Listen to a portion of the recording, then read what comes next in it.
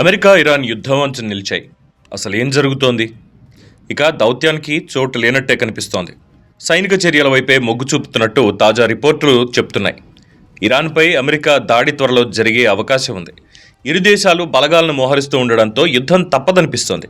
అసలు పరిస్థితి ఇంతలా ఎందుకు ముదిరింది? ముందుగా ఇరు దేశాల సైనిక సన్నాహాలు ఎలా ఉన్నాయో చూద్దాం. అమెరికా తన సైనిక శక్తిని భారీగా పెంచుతోంది. ఇరాన్ చుట్టూ సముద్రంలో గగనతలంలో పెద్ద ఎత్తున బలగాలను మోహరించింది. అవును, 10కి పైగా అమెరికా యుద్ధ నౌకలు ఇప్పటికే మధ్యప్రాచ్యంలో ఉన్నాయి. ఇదొక శక్తివంతమైన నావికా దళ హెచ్చరిక.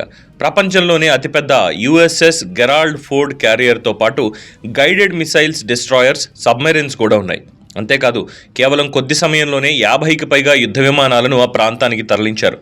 F-35, F-22 లాంటి అధునాతన విమానాలు అమెరికా దాడి సామర్థ్యాన్ని ఊహించని రేంజ్లో పెంచేశాయి.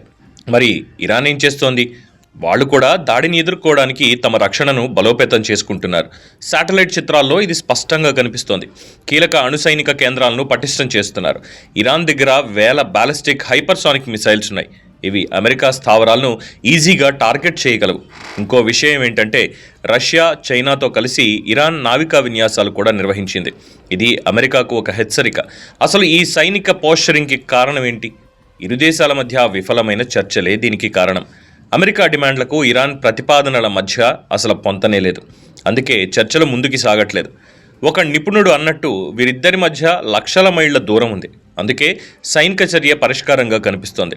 ఒకవేళ యుద్ధం మొదలైతే తొలిదాడులు ఎలా ఉండొచ్చని విశ్లేషకులు అంచనా వేస్తున్నారు. 2 రకాల అవకాశాలున్నాయి. ఒకటి, హెచ్చరిక కోసం చేసే చిన్నపాటి దాడి, లేదా సామర్థ్యాన్ని దెబ్బతీసే పెద్ద ఆపరేషన్.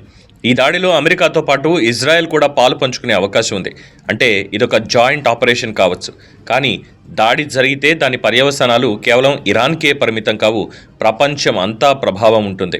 ఇరాన్ కీలకమైన హార్మోజ్ జలసంధిని మూసేయొచ్చు.